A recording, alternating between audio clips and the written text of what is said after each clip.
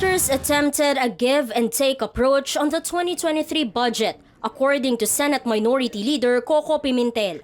After 2 weeks of plenary debates, the Senate slashed more than 170 million pesos in confidential and intelligence funds or CIF.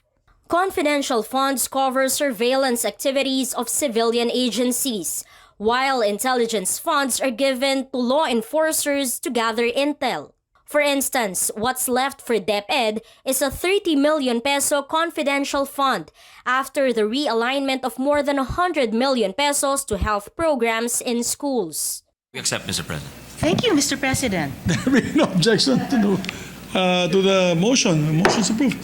But the approved realignments are only 4% of almost 4 billion pesos that Pimentel wanted to reallocate. The biggest is the 2 billion peso intelligence fund of the Office of the President and the 500 million peso confidential fund of the Office of the Vice President. Pimentel wanted the CIFs to instead fund various programs in agriculture, education, and the provision of fire trucks, medicine, and social aid, to name a few. Naramdaman ko yung ganong attitude na first budget ito, yun na nga, bigyan ng benefit of the doubt or bigyan ng konting kaluwagan, understanding, or elbow room. Meron lang tayong reservation, may positives naman tayo ring nakita. So ang titignan ngayon natin is the budget execution.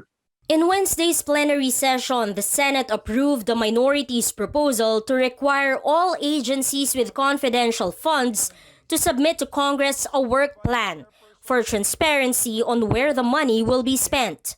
Also approved was the amendment to mandate the submission of quarterly reports on accomplishments gained through intel funds to Congress, instead of the President alone. In the end, the Commission on Audit decides whether the funds were spent properly.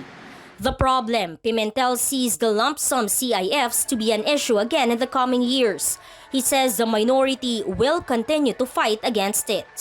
Prediction number 1, si OBP, hihingi ulit ng 500 million confidential fund. O di na-start na yung practice, di ba? Tuloy-tuloy na. O di number 2, yung listahan ng mga binibigyan ng confidential fund, baka dumami pa. Sabi ko nga kay Senator Risa, we will even be better next year. On Friday, the Bicameral Conference Committee will convene to reconcile differences in the House and Senate versions of the proposed 5.268 trillion peso national budget for next year. Eimor Santos, CNN Philippines.